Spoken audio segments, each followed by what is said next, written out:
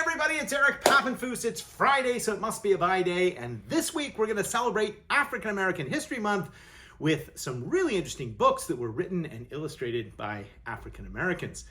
Let's get right to it. We have in this box perhaps the most valuable book that we pulled out of our barn in Connecticut. It was such an unassuming book at first glance that we didn't even notice we had it until we got home and unpacked it just about a week ago. So I'm going to show that to you along with some other books. Amanda, do you know why African American History Month is in February? I can't say that I do. Okay.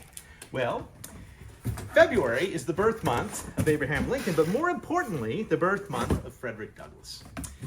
We don't know exactly when Frederick Douglass was born, but he celebrated his birthday on Valentine's Day, and that is why African American History Month is in February. And to start us off, we're going to deal with a copy of Frederick Douglass's My Bondage and My Freedom, which was published in 1855. Another interesting fact about Douglass is he was the most photographed man in all of 19th century America. There were more photographs of Frederick Douglass than of like Abraham Lincoln or other people in the 19th century. This frontispiece is based on a daguerreotype of Douglass. This is Douglass's second autobiography. It's much more in-depth than his first autobiography. And one of the things that I particularly like about it is that it reprints some of his famous speeches, including, let's get right to this mark here, including his What to the Slaves is the 4th of July, that classic oration. It also has a book list in the back, Amanda, and we've talked a little bit about how book lists can help you identify a first edition. But this is neat. Come take a close-up view of this. It also shows, published at the same time, is 12 Years a Slave, the narrative of Solomon Northrop. And that has just come out by Miller, Orton, and Mulligan. There's an ad for that, and an ad for the great abolitionist John Quincy Adams. Let me give you a little flavor of Frederick Douglass. I'm going to read you the last couple sentences of this autobiography. He really goes into great depth about his journey from slavery to freedom, but he ends with this rousing couple sentences. I shall labor in the future as I have labored in the past to promote the moral, social, religious, and intellectual elevation of the free colored people, never forgetting my own humble origin, nor refusing, while heaven lends me ability, to use my voice, my pen, or my vote to advocate the great and primary work of the universal and unconditional emancipation of my entire race. If you zoom in there, you can see that's how he ended, and I think that gives you a little sense of what an amazing writer and orator Frederick Douglass was.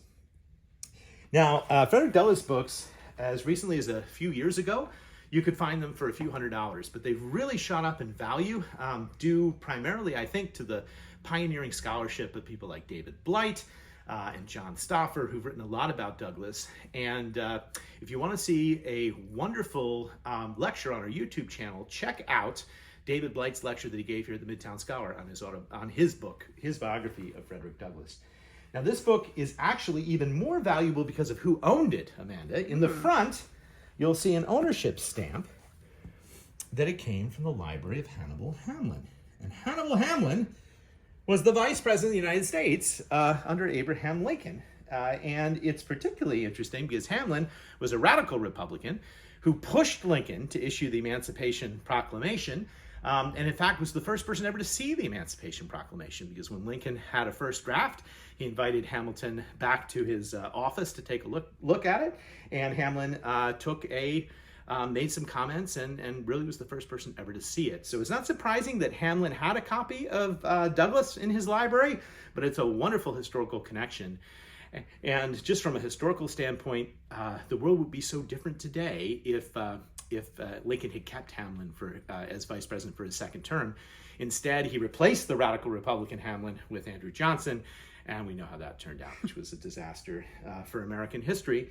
But Hannibal Hamlin's copy of Frederick Douglass's autobiography, what a great first book. Now, the second book is the book that came out of the barn, and is actually the most valuable book that we pulled out of the barn. Oh, so that wasn't even... It wasn't even that one.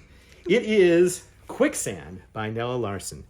I don't know if you know Nella Larson, but she was an author who published 2 novels, both autobiographical, during the Harlem Renaissance. And this book here was published right at the high point of the Harlem Renaissance in 1928 by Alfred A. Knopf.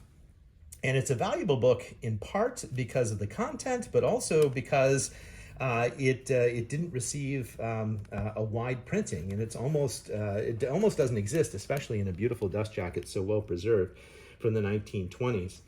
Now, Nella Larson was a mixed race, and she wrote about the concept of passing and the concept of how to navigate a racially complicated world in 1920s America.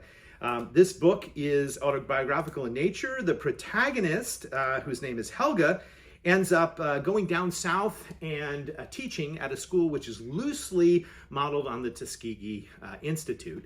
But she has problems with the philosophy that comes from Booker T. Washington, which says that African Americans shouldn't push for equality, at least not right now. They should focus on education. This is what Nella Larson writes about that. She says, "These people yapped loudly of race consciousness, of race pride, and yet suppressed its most delightful manifestations, love of color, joy of rhythmic motion, naive, spontaneous laughter, harmony, radiance, and simplicity, all the essentials of spiritual beauty in the race they have marked for destruction." Helga ends up traveling from the South to Chicago and then to Harlem, and then she even goes to Denmark to trace her family's origins. Her father was black and her mother was white. In Denmark, she is considered exotic, and she doesn't feel that she fits in there either. And she goes back to Harlem and writes an incredibly moving passage about that experience. I'm going to read you this as well. Nella Larson.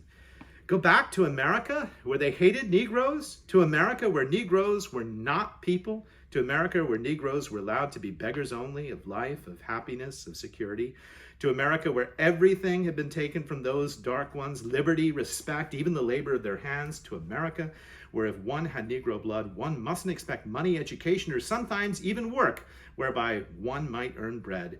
Perhaps she was wrong to bother about it now that she was so far away. Helga couldn't, however, help it. Never could she recall the shames and often the absolute horrors of the black man's existence in America without the quickening of her heart's beating and the sensation of disturbing nausea. It was too awful. The sense of dread of it was almost a tangible thing in her throat. Nella Larson, Quicksand. This book was out of print until the 1980s, but it's received a great scholarly resurgence today. This and her second book, a book called Passing.